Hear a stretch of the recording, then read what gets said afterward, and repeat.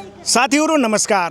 हामी यस सत्संग स्थलको बाहिर मेन गेटको छेउमा बसेका छौं र यहाँ हामीसित उपस्थित हुनुहुन्छ सन्त रामपालजी महाराजको एउटा शिष्य हुनुहुन्छ। उहाँसित हामी यस कार्यक्रमको बारेमा केही जानकारीहरु लिन चाहन्छौं र यस भिडियोमा उहाँले यहाँको बारेमा व्यवस्था के कस्तो छ सबै चीजको जानकारीहरु दिनुहुन्छ। सर्वप्रथम उहाँको हामीले परिचय सोधौं है त। सर नमस्कार।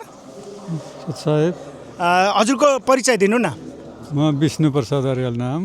अनि यस सन्त रामपालजी महाराजको यो सत्संग चलिरहेको रहेछ, यो सत्संग राख्नुको मूल उद्देश्य तपाईहरुको के हो त्यसको बारेमा जानकारी दिनु न। यो शास्त्र अनुसारको भक्ति सम्बन्धी सत्संग सन्त रामपालजी महाराजको सत्संग चाहिँ गाउँ गाउँमा पनि प्रचार प्रसार गर्ने उद्देश्यले हरेक शनिबार हाम्रो यो सत्संगको आयोजना हुन्छ।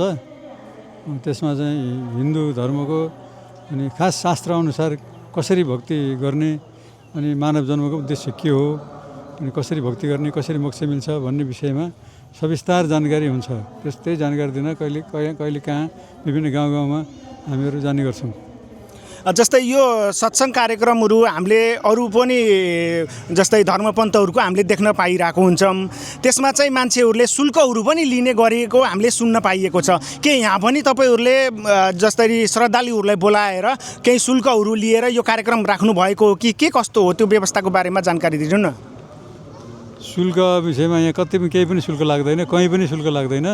सन्त रामपालजी महाराजको शिक्षा ज्ञान सबै निशुल्क छ, नाम दीक्षा पनि निशुल्क छ अनि आश्रममा गएर बस्दा खाना बस्नु पनि निशुल्क छ। यहाँ पनि कुनै शुल्क लिएको छैन। यो निशुल्क सत्संग हो।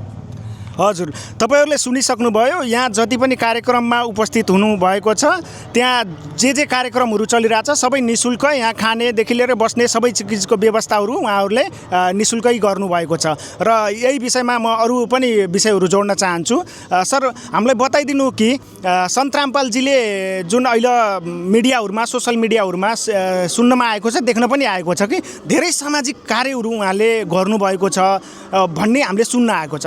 यो सामाजिक कार्यहरुमा के कार्यहरु उहाँहरूले गर्नुभएको छ, समाजलाई हित हुने खालको काम के गर्नुभएको छ यसको बारेमा छोटो मिठो जानकारी दिनु न। सन्त रामपालजी महाराजले गर्नुभएका समाज सुधारका कार्यक्रमहरू धेरै छन्। जति जे गर्नुपर्ने हो सबै गर्नुभएको छ। जस्तो समाजमा रक्सी छुटाउने अनि सुर्ती चुरोट चाहिँ छुटाउने, लत छुटाउने अनि यो दाइजो प्रथा कलङ्क चाहिँ समाजको कलङ्क दाइजो प्रथा चाहिँ निर्मूल गर्ने यस्तै सबै चाहिँ गर्नुभएको छ उहाँले। अनि निशुल्क सत्संग ज्ञान सुनाउने गर्नुहुन्छ। ल दर्शकबिनहरु, हामीले जानकारी पाए अनुसार सन्त रामपालजी महाराजले धेरै राम्रो सामाजिक कार्यहरु पनि गर्नुभएको छ अरे र यही जानकारी अरु पनि हामी साथीहरुसँग सोधेर लिनेछौं। अहिलेको लागि हस्त नमस्ते, धन्यवाद।